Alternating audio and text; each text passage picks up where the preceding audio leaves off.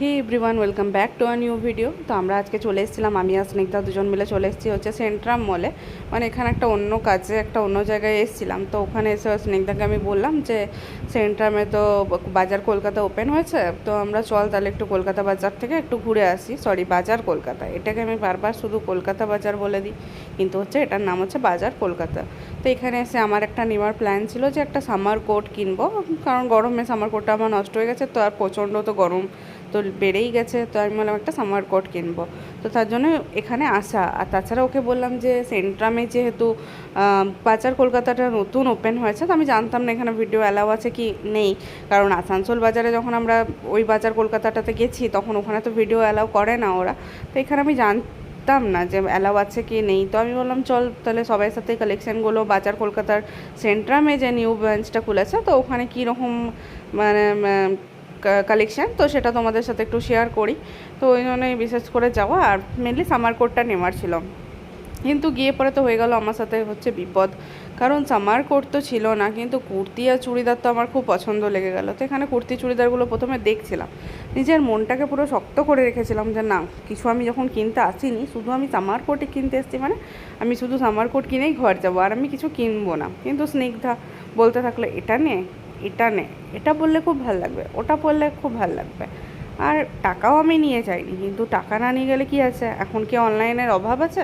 Google pay, PhonePe, card ওসবের জন্য তো একদম এক্সপার্ট সব কিছুতে টাকা পেমেন্ট করা। তো আমি স্নিগ্ধাকে বললাম কি যে টাকা তো নিয়ে আসিনি, তাহলে কি করে নেব, মানে দুটো চুড়িদার আমার খুব পছন্দ হয়ে গেছিলো।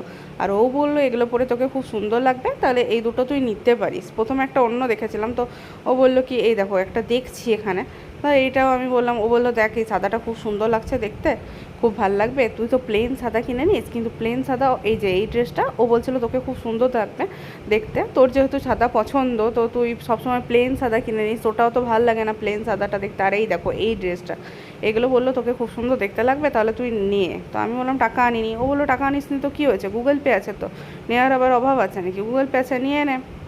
হ্যাঁ, বললাম ঠিক আছে চল আগে ছেলেদের কালেকশানগুলো একটু দেখে আসি কীরকম। আর ভিডিওটা আমি এখানে লুকিয়ে লুকিয়েই করছিলাম, আমি জানতাম না এখানে ভিডিও করা যাবে কি যাবে না, তার জন্য পুরো আমি লুকিয়ে লুকিয়ে ভিডিও করে যাচ্ছি আর তোমাদেরকে দেখিয়ে যাচ্ছি। তার জন্য দেখবে একটু ক্যামেরাটা হয়তো কাঁপছিল, আর তাছাড়া একটু মানে কী আসছিলো ক্যামেরাতে আমি তো ওটা দেখছিলাম না, কারণ মনে ছিল প্রচণ্ড টেনশন যে আমি দেখাতে যাব আর যদি আমাকে অপমান করে। স্নিগ্ধা ওটাই বললো, তোর জন্য যেন আমাকে অপমান খেতে না হয়, তুলছিস তোল, কিন্তু এমনভাবে তুলবি যেন আমাকে অপমান খেতে না হয়।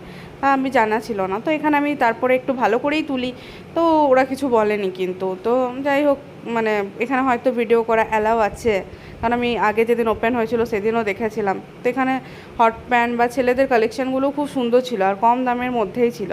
তো এগুলো দেখে নিলাম, দেখে পরে আমি চলে যাবো এবার ট্রায়াল রুমে ট্রাই করতে। তো এবার স্নিগ্ধাকে বললাম যে কোনো তাহলে আমি একটা নেব, কিন্তু ট্রাই করে হয়ে গেল হচ্ছে বাস। যেই আমি ট্রাই করতে গেলাম তারপরে দেখো কাণ্ড, আমি ট্রায়াল রুমে দুটোই ট্রাই করলাম, এবং দুটোই ট্রাই করার পর আমি ওখান থেকে বেরিয়ে আসার পর স্নিগ্ধাকে বললাম যে দুটোই ট্রাই করেছি, তো কোনটা তাহলে নেব, কারণ দুটোই আমার খুব ভালো লাগছিলো। তো বেগুনি কালারের যে ড্রেসটা আমি নিয়েছি, তো আমি বললাম এটাই আমার বেশি ভালো লাগছে, তাহলে এটা আমি নিচ্ছি, কারণ ওটার মেনলি দাম ছিল 100 টাকা কম। তো স্নিগ্ধা বললো না রে, দুটোই ভালো লাগছে, এই বেগুনিটাও যেমন তোকে ভালো লাগছে, সাদাটাও ভালো লাগছে, দুটোই নিয়ে না। কি আমার মাথায় ভুট এলো, টাকা দিয়ে দুটোই আমি কিনে ফেললাম, দিয়ে সব টাকা আমার গেল।